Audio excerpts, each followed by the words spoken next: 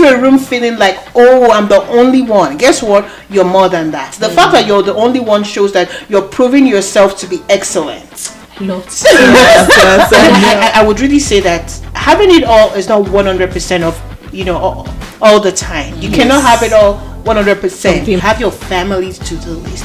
You have your work to-do list. And you also have your personal to-do list. I think each time I look at my kids, I'm like, I need to do more. Welcome to Life as a C podcast with A and A. Today we have another exciting episode for you. We have our very first female guest. Yay! Tammy. Thank you. Yeah, so with the demands of life and everything going on, being a working mom in a corporate setting, in a corporate work can be really tasking and challenging. So Tammy is a career woman. She's a mom. She's a mom of 3 actually. She's a wife. She does so many things, so we want to pick her brain and have her share a story with us. So without saying much, Tammy, please tell us about yourself. Give us your background. Thanks for having me, ladies. This is such a great forum, and I'm excited to be here. Thanks for the introduction, but that's a lot. First, I'd like to introduce myself as a very enthusiastic lady, someone who is, very fun-loving. I enjoy to, have a good time. Yeah, she's an extrovert. Yeah. Other than being a mom, being a career woman, I love to just have fun and enjoy life. Yeah. But overall, I think my background, I was born in Nigeria, so my full name is Tammy Tope. I was born in Lagos, Nigeria. Moved to the United States about 10 years ago. And as a kid, I always wanted to be an engineer. Like, I was just in love with math. I loved chemistry. And I always from a little kid, I was like, I want to be able to build and solve problems and just fascinated about engineering. So I think it's a privilege for me to be able to live my childhood dream. Like, this is what I always wanted to do. So that's such a blessing. I have 3 kids, like you rightly said. They're 13, 10, and 5. So they're quite spaced out. Right? And I have 2 boys and a girl. You have a bit of everything, like boy world, and then different age, yeah. So it's I'm busy. That's the word. I'm a busy mom, of course, as well as a career woman. So that's a bit of my background. Moved here 10 years ago. Went to grad school. I had my undergrad and University of Lagos, so greatest of all time. Yes. And grad school was in Howard University. So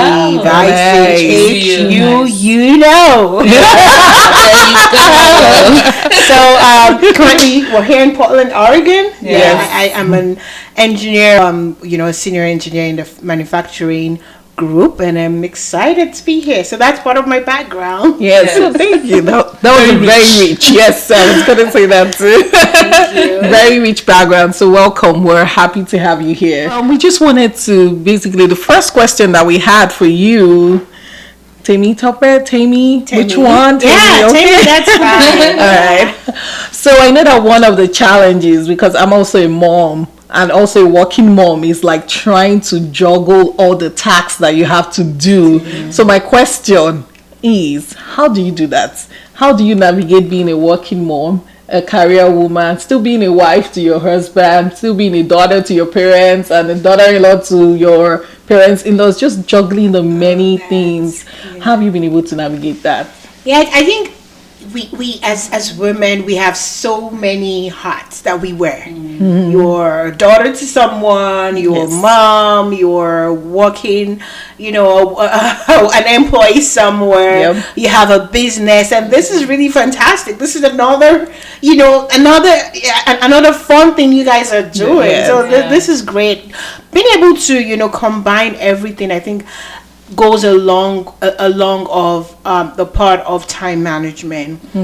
Being able to say what time do I have. I think we get into the hustle and bustle of not saying, oh, how much time do I have? I think having that clear mindset of what are my priorities, True. what is most important. Like every week you have to do that audit, and then that audit starts at the beginning of the week, and daily, pretty much daily, you wake up and say, so what did I have on my to-do list yesterday?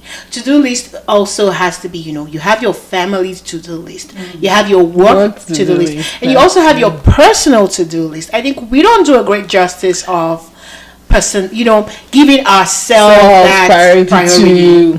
We feel like, I'm the mom and all of that, and we don't exactly, and we don't say, hey, okay, how about the time for me to recharge and reset? Because you're the one wearing all this hats, right? You're being the mom, you're being here, being that. But you have to really take time to refresh and recharge. I think that's very important, and that's helped me a lot, because there are times when I feel, I need to just take a break away from family. If it's just maybe a weekend away to myself, where I just want to go unwind, sit on the beach, with a glass of wine, and just breathe in that air. I'm just picturing that in my head. I'm like, a glass of wine. So honestly, I think that's because it helps you. Yes. You as a mom, as an employee, whatever class you are in, there's that expectation, and you really cannot give what you don't have. Yes. So when you're exhausted, you're constantly exhausted. You probably operate at the state where it's not your best self. So taking time to recharge, and this is not one formula fits all. What works for me may be that time off could be quarterly. Another person may be weekly. Yeah. Some people don't have, some people are empty nesters. They don't have kids. All their kids are grown up. So they can take time off every other weekend or every weekend. And they can also afford it. I have 3 kids, so I have to look at my budget, have fun and all that fun stuff. So really that's it. It's really being able to combine all of those various things and what are priorities. That way you're not overwhelming yourself with all the burden of what we go through as moms and employees. True. You mentioned time management, and I just wonder if you can throw more light on that. How do you account for like every hour, every second in the day? Because it's very critical, because I agree with you, when you're very busy, when you have a whole lot of things to do, being able to apportion time judiciously would help you manage everything. So how are you able to do that in that? I think for me, it's a lot of routine, setting routine. Everyone has Alexa. Make use of those. Alexa tells my kids, hey, it's time for you to brush your teeth. So you have those reminders. Automate as much as you can, because our brain, we're always thinking. There's so many things we think of. So whatever it is you can do, you need to set a reminder, weekly reminder, daily reminder. The kids know what time they wake up, and I even have Alexa set up in our house that even my daughter set her own wake up time by herself, so that when I'm expecting her to be downstairs for her breakfast and getting herself set up for school, she's down. Wow. Right? So everyone operates in a routine. Right? So technology is not only for pictures, you can use it. Exactly. I like that tip. And I also like that you brought it back home and you were like, you are the core. Like, you have to take care of yourself to be able to effectively take care of whatever you need to do. So you need to refresh and to recharge. So I like that you bring that up. That's super helpful. I'm glad to know that. That's great.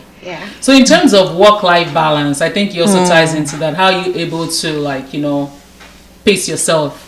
Thank God we can work from home now, but in working from home, have you found it easier now to maintain a good work-life balance? I don't think there's a perfect work-life balance. I think let's take it because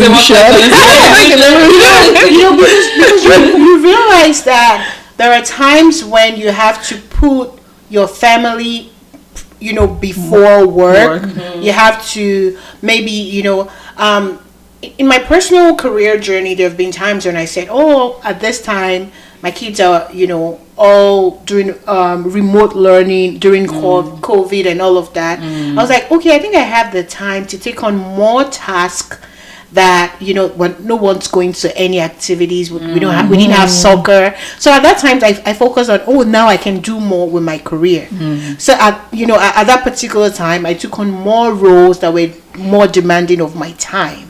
Because I actually had the time. The kids were home. We're not doing school drop off and all of that. And, you know, learning was all virtual at that time. Yeah. And then when we got into a space where we're doing soccer weekends, we're in band. This weekend, we're in Vancouver for this team event and all of that. Then I had to say, okay, I need my weekends for family. Yes. Okay. So at those periods, I didn't look into jobs that will need my weekends. I needed those weekends to, you know, dedicate those time to my kids and family. So yes, I think, you know, it's always like, you know, a roller coaster. Now family is priority. Now it's the work. But overall, wherever it is you are, you want to be able to say, I'm still having that time to really say, what are my priorities? Because, you know, and then depending on what stage you are in your career, what stage you are in life, and we also have people who have different health, you know, status. Like, you know, if someone is diabetic or things like that, then they have to constantly take time to go check their health and things like that. So it all depends on, you know, that unique individual. Yeah. So the specific case will be unique to each one, but you always have to walk through, what does that look like for me at this stage. Yeah, I like that you bring out the stage. Also, it matters your needs, anticipating your needs and being able to say, okay, I probably can do more at work now, and I probably need to step back from work just now, looking at what you need to do. So always analyzing, because it's not always a fat, like it's not gonna be constant. So the weekly like assessment, where are we now, what do we need to do to be able to get through this phase and through this period is very, very important. Because I know, like, as a new mom, like those were one of the challenging times, like you're just so sleep deprived, right? So that stage is like, if you're someone that you need, most people need sleep to actually function, right? So if you're someone, and like, if you don't sleep in the night, I feel like you're just like a zombie. You really can't think. And everybody know, like, neurologists, psychiatrists, they all know that sleep is optimal for cognitive function. Like, if someone's not sleeping, like, they can't really effectively function. So whatever, you're just doing routines, basically, but you're not being able to think or creatively, like, act. So so that's why I think moms are just fantastic, because I don't know how moms do it. You know, it's so funny how in the workplace, right, like, there's no special, it's just that maternity leave you get. Oh, yes. That's all you know, you have, right? People don't put into consideration that, hey, sometimes these working moms, even after maternity, they still stay awake all through the night to feed, nurse their kids, and they come to work the next day, and you expect them to function optimally. You know, it's so uneven. You know, the playing field is so uneven in the corporate world. Yes, the corporate world, I think no one really cares. It's just the truth. Like, it's like, you're here to work. Just expect you to show up and be productive.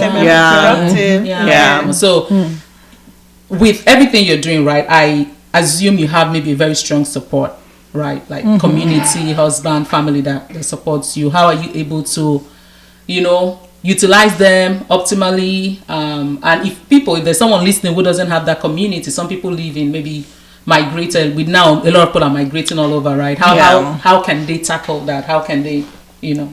I think it's a relevant question, especially for me, because I had to move from Nigeria to the United States, and then when I moved to the United States, I was on the East Coast. I was in Washington, D.C. Wow. I did grad school in D.C. and then moved from D.C. to the West Coast. So literally had to move from coast to coast. Okay. So moving to the West Coast, I had no one. Like, I had family, in-laws back on the East Coast, and then moving to the West Coast. For a start, I didn't have my husband with me.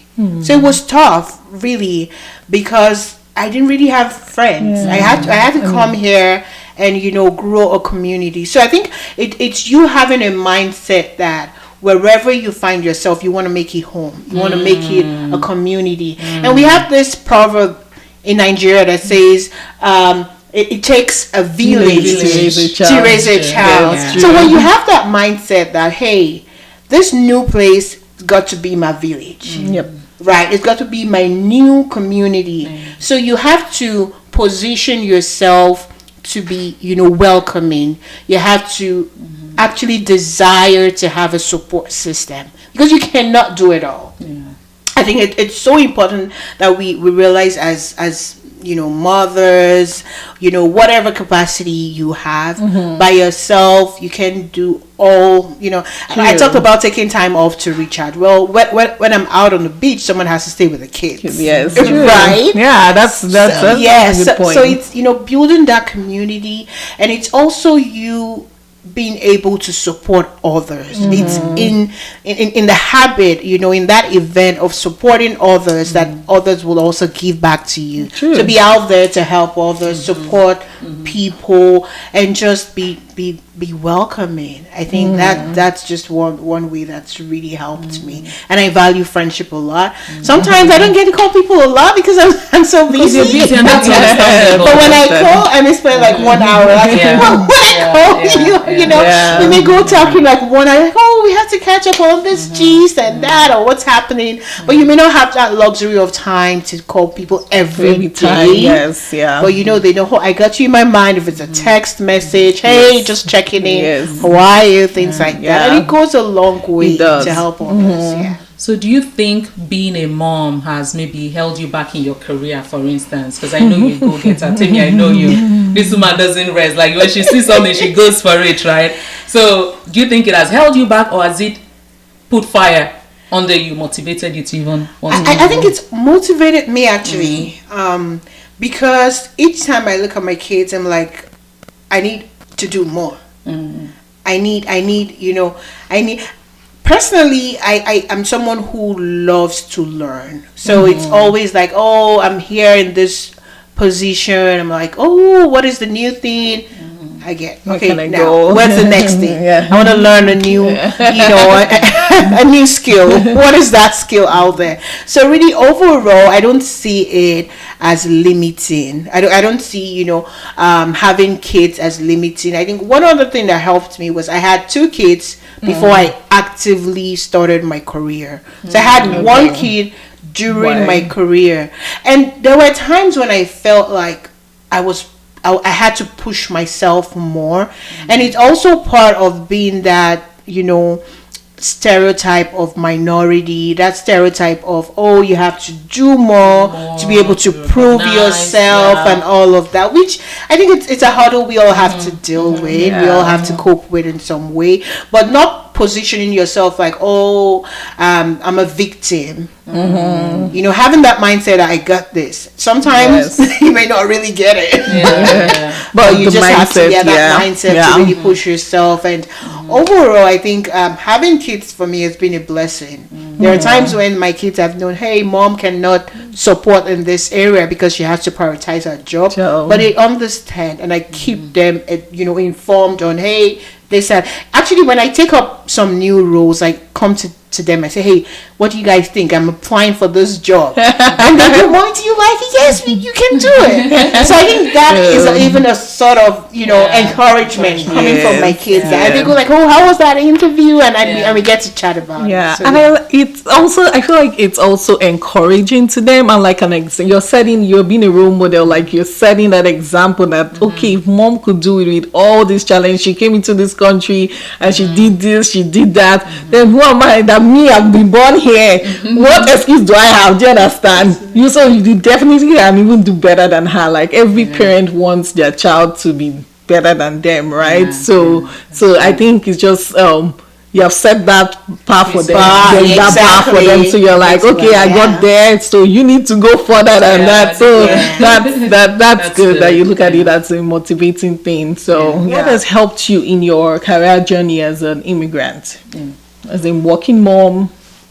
Yeah, I think firstly I'll say, I'm a person of faith, because I really take on some tasks that I look back and I'm like, what was I thinking? How did I really think I would pull that through? So I'm someone who, I devote my time into really praying and asking for help, because really you realize in the work environment, especially in some of our companies, we have so many, experienced, talented, and all of that competing together. So you really need that game-changing support that comes ultimately from grace. Yes. So I think that for me is very critical. Like, I'm applying for a job, I'm literally going into an interview and I'm telling, okay, this is what I'll be. So it's really you going back to God and saying, I need direction. I need your wisdom, not myself. I think that's very important. And then secondly is really you having that mentorship. As immigrants, we tend to feel like, oh, do we really need that network? Do I need to network? You need it. Lord God, if I can get there are going to be rooms where you're not there yourself. It is people that know you, that know what you can deliver, that will advocate for you. So you need that network. In as much as we have to do our best, you got to know your stuff. That's really basic. That's really basic. You need to know your stuff. You're an engineer. You're medical practitioner. You need to be the best at whatever it is you do. That's really that's just a standard. And then beyond that is networking. Let people know what you do. As Africans, we feel like, oh, I don't need to promote myself. Yes, I have to be humble. I don't want to talk about it. So humble with our background. But of course, you can be humble with you ensuring people know what you're doing. And I don't think you're bragging if it's something you can do. You're saying, oh, I can do this. It's confident. You're saying, okay, I can do this. Give me a chance. I'll prove to you that I can do it. So but it takes a lot of being conscious of that mindset. No, yes, you're subconscious. White male, they don't even they are talking. Even if they are saying what they don't know, they're saying it so confident that even you that know, you're like, wait, your brain, your brain would be like, let me know what I'm talking about. What I realized is that our culture from Africa keeps us like, oh, we have to be quiet, we don't have to talk. So when we all moved here, we had to learn the culture here. How are things done here? Otherwise, you cannot be operating in America, corporate America with the mindset of African. You can integrate exactly. So that will really stall you and not, be where you need to be. So you have to understand, and also follow how they relate. Oh, they need to go to happy hour. I may not drink, but if you have to be there, I'll go with you. Right? You have to learn that all of this networking, social interaction, it goes a long way for people to build that trust. Because it's that trust that you can use to influence and get results. And I think for them it's important too. Like I noticed that with the corporate America, that networking and social interaction is very important to them. So like, just do what you can do, right? I'm not saying go attend every every how you are there, but like do what you can do, and then don't be. I feel like we should be able to say what we can do, talk about ourselves without feeling like, oh, we're not humble or we're this. Talk about yourself. They want you to talk because they don't know you, right? Like you go for an interview. They're like, tell me about yourself. This one. They want to tell us what you can do. What have you done in the past? So, and I think that I like that you bring that up with the mindset that we need to be able to speak up and talk, like have confidence in what we do. And also be confident to challenge status quo. I noticed that. I feel like sometimes the default mode is whatever Oga says, okay, let's do Oga. Well, I had people in my team where Oga is talking, they're giving their own opinion. That's it. So or they are questioning. Oga really appreciates it that you're questioning it. You're not like a man. Yes, funny enough, as in Tammy. They're even the people they appreciate, but they're like, this person is being exactly. Tammy, I've watched you navigate the corporate world, seamlessly. I've seen your career growth, your career trajectory. It's been very impressive. So thank you. There have been times, I always marvel because weekend she tells me, that she has to take her kids for practice, soccer here and there, and then during the weekday she's like in work mode. So have there been times when you face like really tough situations at work, and how did you navigate those situations? Like, times where you have to work very hard, harder than the other person because you're a mom or you're African, like just those type of dynamics? Of course, I think there are, periods like that. We all typically have challenges, and they're different, different types of challenge. For me personally, I think I can give an example where I was in a role and I didn't get all the support I wanted from management. Even though it felt like, oh, we are here to support you, I didn't really get that support, right? And it was like, me having to work the extra to really show the results and demonstrate, hey, these are the value I bring to this team, right? But one thing I've learned is you have to, develop a skill to be able to manage your manager. Because there are certain things like, you would assume, oh, that manager should know it. But guess what? Even though you're a manager managing people, you also have to be able to manage the upper level, because there are certain things that they will have, maybe because of their previous experience or bias, could be any reasons that they are not privy to. So if my upper management or someone up the chain has missed that message, it becomes difficult for me to say, hey, this is what I'm trying to achieve and it's aligning with this goal. But guess what? They don't even know about that goal. So I have to manage that manager and helping them understand, did you miss this? Is this message clear to you? Did you get it the way I got it? Is there something I need to relearn or change? Or is there something as an organization we need to go back to the upper management and say, hey, this is not working for our team?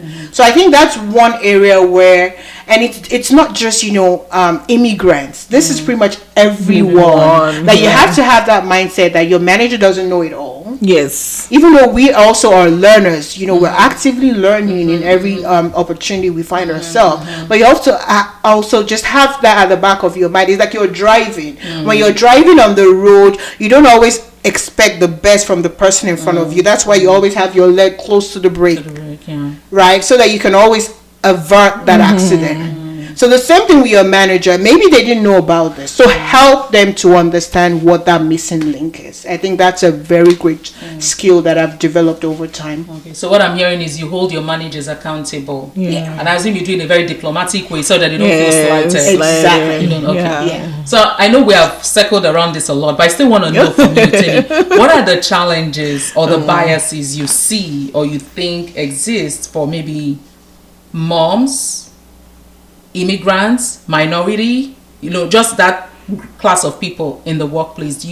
Are there any biases you had to overcome or challenges you've because experienced, of the maybe to yourself or someone? I think when you go into a meeting and they see your name or your last name and this person there's that bias and it's just who we are. Or they hear your accent. Exactly. That's another one. And I feel like, I have an accent because I wasn't born here, and I'm absolutely proud to say I've traveled more than 5,000 miles to be here, and guess what? I'm at this position. So I am proud of what I've accomplished, of all of my achievements. So you don't go into a room feeling like, oh, I'm the only one. Guess what? You're more than that. The fact that you're the only one shows that you're proving yourself to be excellent. I love so you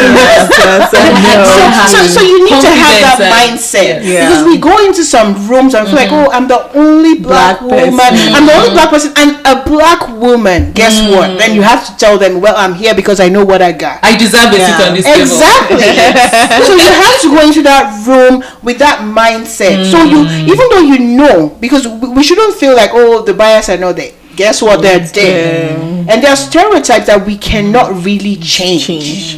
We cannot even blame some of these people. I have people who will tell me, I always thought Africa was a country. Hey, wake up. Really? You wonder, in 2020, you're telling me Africa is a country? It is a continent. And we're blessed with so much resource, right? So some of those you cannot change.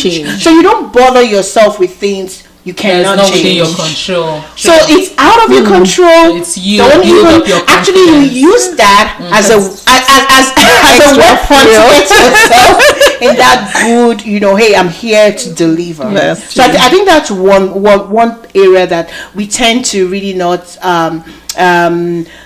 we tend to not maximize, because for us as Africans, the fact that you've traveled all the way to be here, you're on this table, it matters. It matters a lot. Your perspective You're matters. here because you can deliver That's something. yes. So that's So they're very not doing you a exactly. favor. They're not doing you- Yeah, exactly. no. You've crossed earned the it. line. You've dotted your I's. You crossed your T's. You're here because you deserve a space on that table. Oh, if someone's coming to me as being offensive, I look through myself and say, okay, what are there some skills I need to learn? Am I attaching too much emotion to certain things? And I focus on the problem. I always have this mindset, or whatever issue that thing is, it's not about the person, it's about the problem. What is the problem? What is the problem statement? What are we exactly? Don't take it personal. Of course, some issues get personal, but you always have to feel like, what is the problem? Let's focus on the problem. And at the end of the day, you analyze all the root causes, you go through all the critical thinking, and you say, this person just doesn't like me. Then you now go to HR.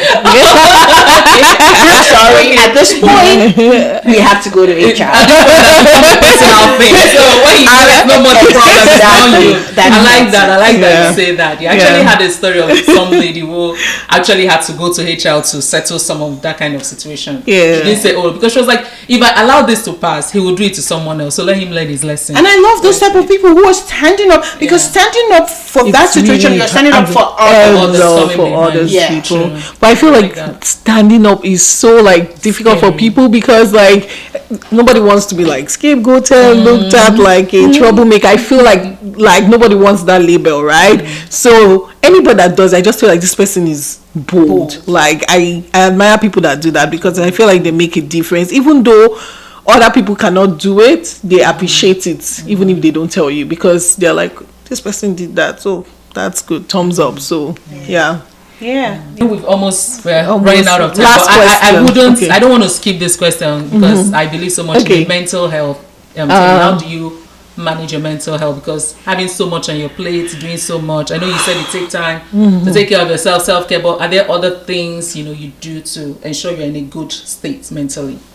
I try to sleep well. I think it's so important. Cannot emphasize it. Sleep deprivation is so bad. You don't you would actually be able to function at your best self. So and this is even to myself as well. There are times when I feel like, I think I still need more sleep. If you need some medical help to ensure you're getting adequate sleep, I think is very important. I think that's one. The other thing is really paying attention to your personal health, because part of personal health is your mental health. Now we have various help and support services for mental health.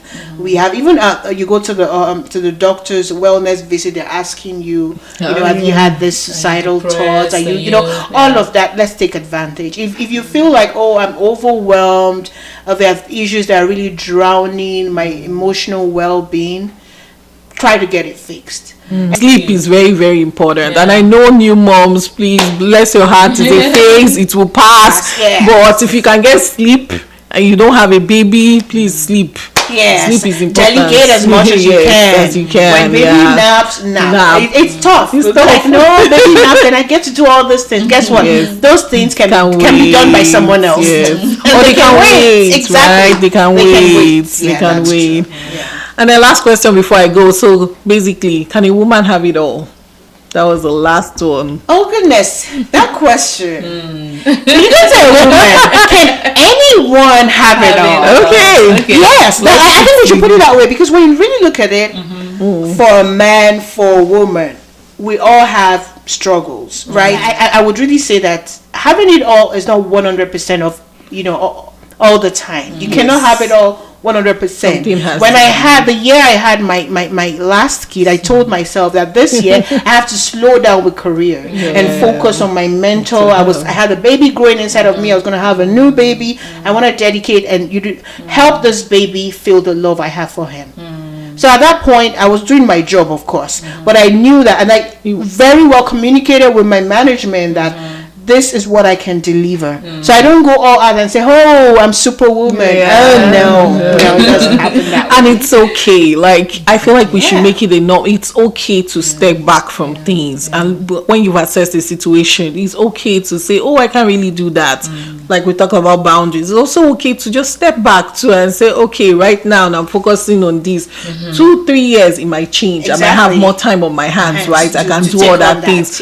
But for this moment, to prioritize myself, my child, my mental health, like you mentioned, I'm going to step back a little, and that's okay. Like, it shouldn't be worrisome. Thank you so much. I've learned so much from this Oh, episode. I'm just wow. Thank you So so before we much. end, we play a game, and so we have riddles. We have 2 riddles.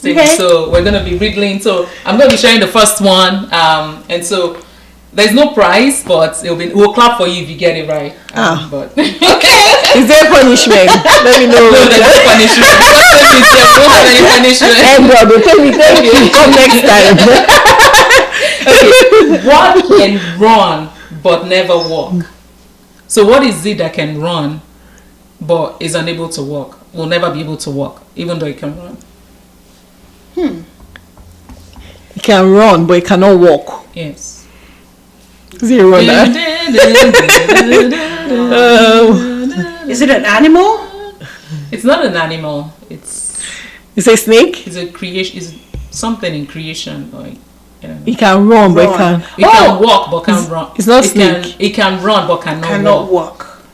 I think I like that thought of snake. Is it snake? Okay, so it's a river.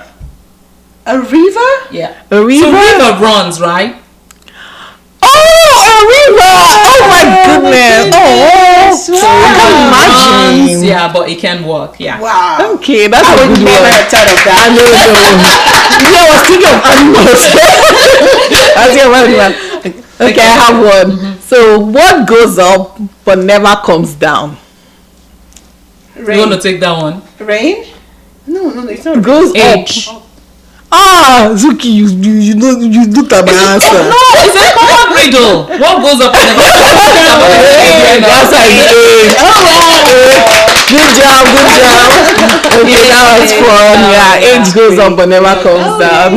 Thank you so much again, Tammy. Thank you, Tammy. We appreciate you. Thank you for coming. And we like your green. Please invite us. Yeah. We're so happy to have you. Thank you so much. To be here. Yes, we had really so much fun. This session. Honestly. We'll have you again. Really Yes. If you come back, or you're coming back sometime.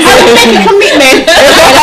I'd love to. Yeah, thank you so much, ladies. Yeah, yes, thank you so you're much very for sharing welcome. your story and encouraging us all. Hope you enjoyed this episode. Hope you ministered or spoke to you in one way or the other. Please leave us a comment. Like, subscribe, share. Yes. Let us know what you think. We appreciate all your support. Thank you. See you next time. Bye-bye. Bye.